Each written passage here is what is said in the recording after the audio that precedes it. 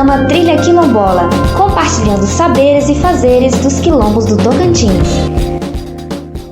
Olá, seja muito bem-vindo ao podcast Trilha Quilombola. Eu sou Geine Medrado, jornalista e assessora de comunicação da Coordenação Estadual das Comunidades Quilombolas do Tocantins, a COECTO. E neste episódio vamos continuar conversando sobre território, resistência e justiça climática, as mulheres quilombolas na linha de frente na luta por direitos. E para esse diálogo recebemos duas mulheres quilombolas que são referências em seus territórios e também são defensoras dos direitos humanos. Cida Souza, liderança do Quilombo Povoado Prata, coordenadora da COECTO e do Coletivo de Mulheres da CONAC, e Letícia Queiroz, liderança do Quilombo Ilha de São Vicente e comunicadora da CONAC. Sejam muito bem-vindas ao nosso programa e, por favor, se apresentem para os nossos ouvintes. Eu sou a Maria Aparecida Ribeiro de Souza, conhecida como Cida Souza, sou quilombola do Quilombo Povoado Prata, município de São Félix, na região do Jalapão, no estado do Tocantins. Atualmente eu estou coordenadora da CONAC, coordenadora nacional, coordenando o Coletivo de Mulheres da CONAC, junto com a Selma Dealdina. Estou presidente da Cooperativa Central do Cerrado, que é uma cooperativa que tem sede em Brasília. E estou na Coordenação Estadual das Comunidades Quilombolas do Tocantins, que é a COEC, na coordenação geral.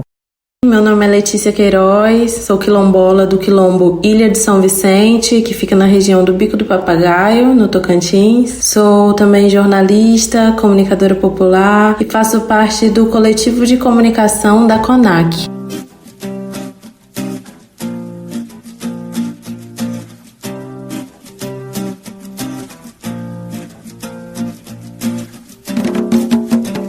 Foi o alicerce de resistência negra.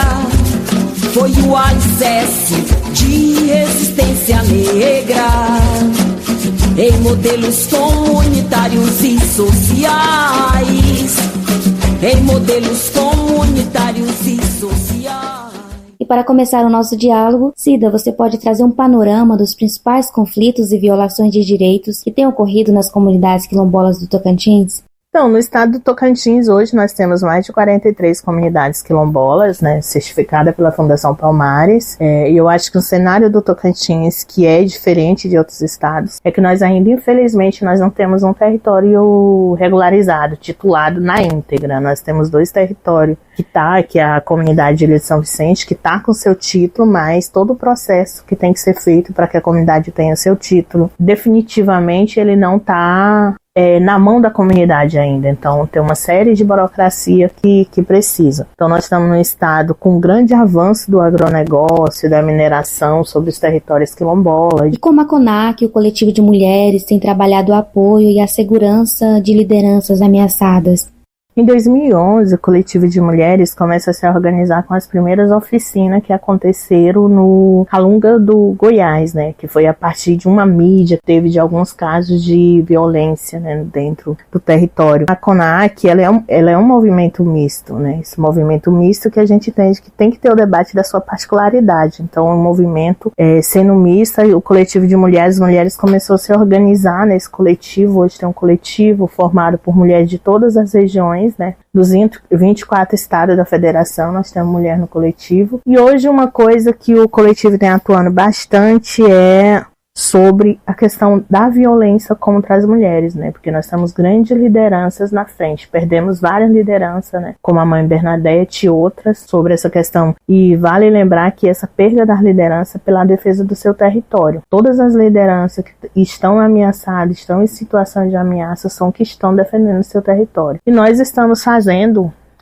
aconteceu algumas formações com as defensoras de direitos humanos. Hoje nós temos aí mais de 30 mulheres no programa de proteção de defensoras de direitos humanos. Construíram quilombos e quilombolas pro sistema escravista derrubar. Agora vamos conversar um pouco sobre racismo ambiental, crise climática e a luta pelo bem viver nos territórios quilombolas. As comunidades quilombolas são guardiãs de saberes e seus modos de vida protegem a natureza. Letícia, você pode falar um pouco sobre o racismo ambiental e a crise climática, os impactos nos territórios e o contexto de luta das comunidades por reparação social e bem viver? Nós, as comunidades quilombolas e as demais comunidades originárias e tradicionais, somos quem mantém os biomas em pé. A gente, com a visão aérea ou vendo pela janela do avião ou com imagem de drone, a gente consegue ver, a gente percebe assim tudo destruído e pequenas ilhas de preservação, né? Locais assim com árvores verdes e lugares onde a gente sabe que tem vida. E é um cenário de destruição muito triste. E mais triste ainda, a gente pensar que não somos nós os responsáveis pelos impactos da crise climática, não somos nós quem destrói, muito pelo contrário, mas somos nós quem mais sofre com esses impactos. Os territórios quilombolas do Tocantins também estão sendo impactados, e isso também mostra que a intensidade dessas consequências é marcada também por fatores como localização, né, territorial / geográfica, e também por cor da pele e condição social. Então a gente está falando aí já de racismo ambiental, né? E tudo que o nosso povo quer é viver bem, é viver com dignidade, com conforto, inclusive conforto térmico. As ondas de calor estão incomodando até dentro dos territórios quilombolas. E além disso, as secas extremas, as enchentes, afetam também a segurança alimentar, pode afetar os modos de vida. São muitas camadas e é importante a gente saber identificar essas injustiças climáticas, né, dentro dos territórios, para a gente poder pensar formas de expor e de denunciar. Mesmo sendo a primeira comunidade quilombola titulada no Tocantins, a Ilha de São Vicente ainda enfrenta dificuldades para acessar direitos básicos. Conta pra gente como está a situação hoje, especialmente em relação à falta de água potável, como você avalia os riscos que a comunidade e outros povos podem enfrentar com a possível ampliação da hidrovia Araguaia-Tocantins. Hoje, uma das pautas prioritárias e mais urgentes para o Quilombo Ilha de São Vicente é o direito ao acesso à água potável. Parece surreal falar, mas a comunidade fica localizada no meio do rio Araguaia e nós não temos água para beber. A água do rio é imprópria para o consumo e a comunidade precisa buscar água na cidade, né? Então, pegar um barco, atravessar o rio, encher galões, depois voltar pro barco, atravessar o rio de novo, subir ribanceira com os galões nas costas para simplesmente tomar água para os idosos, para as crianças se hidratarem. Esse é um problema sério que tem sido exposto sempre que possível para as autoridades, para quando a comunidade recebe uma visita dentro do território, né? Essa é uma urgência para o território. E sobre a implementação da hidrovia Araguaia-Tocantins, sobre essa possível, né, construção aí desse grande projeto, nós tememos impactos que vão desde a destruição ambiental e do ecossistema até mudanças nos modos de vida. São os nossos direitos e os direitos da natureza em jogo. Assim como a gente tem direitos, a natureza também tem. O direito de existir, o direito de regenerar seus ciclos biológicos, seus ciclos naturais. E a exploração, a extração do que chamam de, entre aspas, recursos da natureza, recursos naturais, né? Podem provocar danos irreparáveis. E o rio Araguaia é a nossa vida, né? É como o sangue que corre nas veias. Essa é uma frase antiga, assim, usada por ancestrais da comunidade. É do rio que a gente tira o nosso sustento, né? É muito importante falar que as comunidades impactadas devem ser consultadas antes de qualquer implementação de projetos pequenos ou grandes como esse, assim. E isso não tem acontecido por aqui. E qual o sentimento da juventude quilombola diante desses desafios? A juventude tem sentido também os impactos da destruição da natureza e, infelizmente, por falta de políticas públicas, de estrutura, principalmente falando de acesso à educação, muitos jovens precisam se distanciar do território para estudar. Mas é uma alegria também, ao mesmo tempo, poder falar que nossos jovens estão ocupando as universidades, né? Estão se formando, se tornando profissionais em diversas áreas e se engajando nas pautas comuns da comunidade. Aqui no Quilombo Ilha de São Vicente, já perdemos as contas, assim, de quantas pessoas já se formaram e estão ingressando aí agora na academia. Tem quilombola da ilha entrando no doutorado, daqui a pouco vai ter pós-doutor, vai ter gente com PhD, isso é muito lindo. E não tem como falar desse assunto sem citar Fátima Barros, que foi a nossa ancestral, educadora, militante, que foi a maior incentivadora da juventude, e nós nos espelhamos em Fátima Barros quando o assunto é acesso à educação, né? Nossos ancestrais lutaram muito para que a juventude, as crianças, as novas gerações tivessem acesso às escolas, às universidades e que tivessem caminhos mais confortáveis para trilhar aí. Cida, como o coletivo de mulheres da CONAC tem promovido o debate ambiental e climático com as mulheres quilombolas nos territórios? Então, nós do coletivo de mulheres, a gente tem muito claro que são as mulheres que preservam, né? As mulheres são uma das principais preservadoras do meio ambiente. Em todas as suas práticas, desde a prática do artesanato, das práticas tradicionais, da produção, da diversidade de práticas que as mulheres fazem, né? Na hortaliça, em tudo. E nós do coletivo, a gente entende dessa necessidade de mostrar para a sociedade essa experiência que as mulheres têm. Então nós produzimos recente o coletivo de mulheres da CONAC, aí, com apoio da Fran Paula, que é uma pessoa que vem estudando, que acompanha esse debate aí climático há muito tempo. Então ela, juntamente com Selma e outras mulheres, elas acompanham já algumas COP, né, em outros momentos. Então nós da CONAC produzimos, o coletivo de mulher produziu a cartilha Mulheres Quilombola por Justiça Climática. Não adianta sofrermos juntas e lutarmos separadas. Então isso é um lema que a gente usa nessa cartilha, né, produzida pelo coletivo, porque não adianta nós estar numa diversidade de biomas, né, porque os territórios quilombolas estão em uma diversidade de biomas, e nessa diversidade de biomas, todas as mulheres têm uma atuação diferente de acordo com a sua realidade. Então nós produzimos esse material onde a gente relata diversas situações na pauta ambiental, diversas incidências políticas que a gente entende que precisa mais algumas efetivação de políticas públicas na questão ambiental. É nesse apoio ao fomento às mulheres, né, que as mulheres estão ali preservando, mas elas também precisam desse fomento para que elas continuem fazendo esse trabalho que elas já fazem aí há mais de 500 anos. E um dos fatores que eu acho que é agravante é a não participação efetiva de um número significativo de mulheres nesses espaços de tomada de decisões, né? Esse material, essa cartilha que nós produzimos também, a proposta inicial é que a gente já fizemos o lançamento, mas que a gente evidencie isso para o mundo e para as comunidades, para os órgãos de competência. O que nós mulheres, apesar de sermos um movimento misto, né, que nós somos um movimento misto com uma diversidade de debate, mas o que nós mulheres entendemos de preservação do meio ambiente e cuidar das questões climáticas. Então esse material ele mostra muito isso. Claro que nós vamos também buscar estar nessa COP, estar na cúpula dos povos fazendo incidência de apresentar esse nosso material, entendendo que não é só esse espaço. Eu acho que essa questão climática ela é uma questão ao longo do tempo, né? Não só agora, que está todo mundo falando da questão climática, porque tem a COP, porque tem as cúpulas, né? Ela é uma questão que a gente já faz isso há muito tempo, né?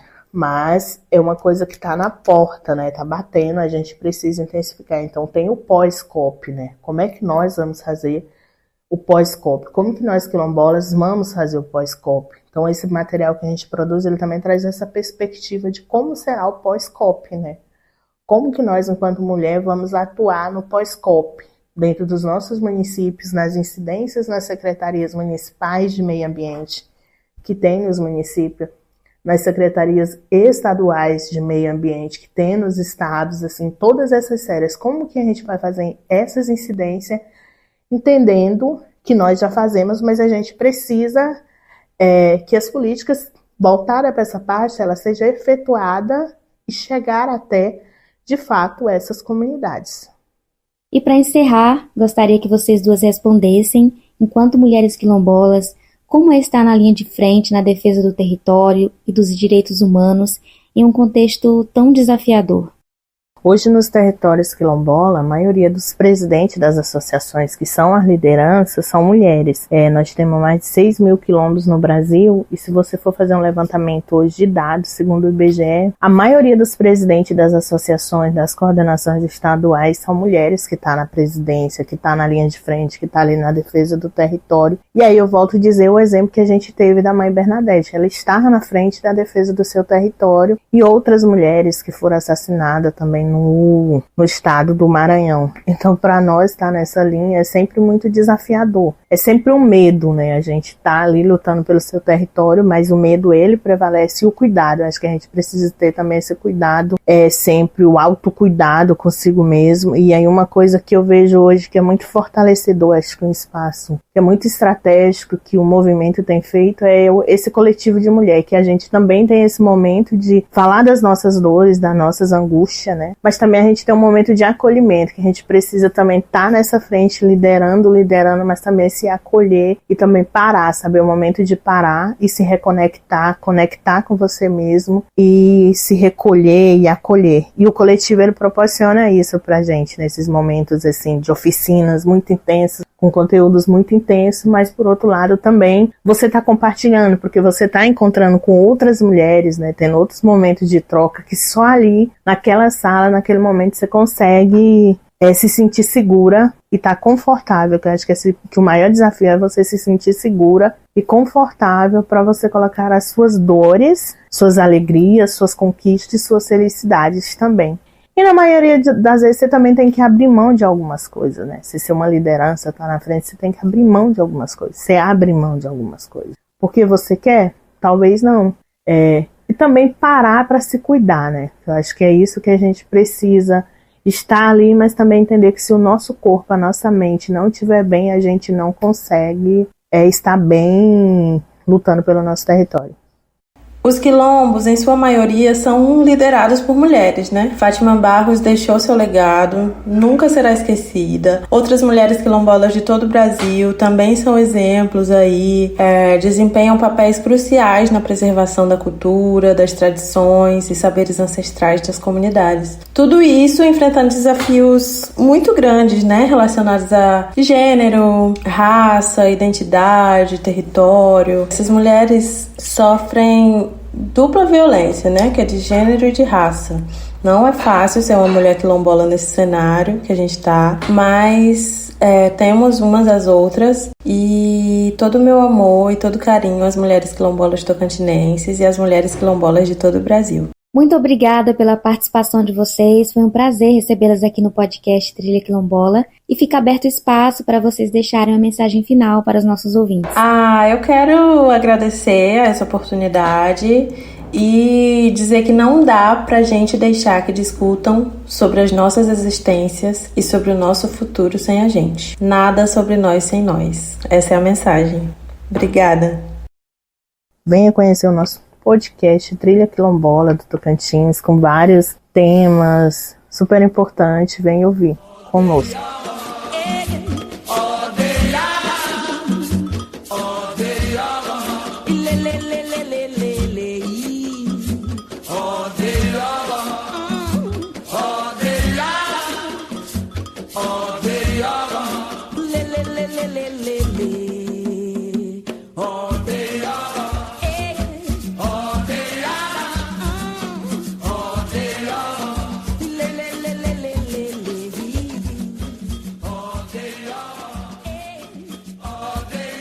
O podcast Trilha Quilombola fica por aqui. Este episódio foi realizado com apoio institucional da Coordenação Nacional de Articulação das Comunidades Negras Rurais Quilombolas, a CONAC, através do projeto Resistência Quilombola, em parceria com a COSP e apoio financeiro da União Europeia. Acompanhe a COECTO também pelo site e redes sociais.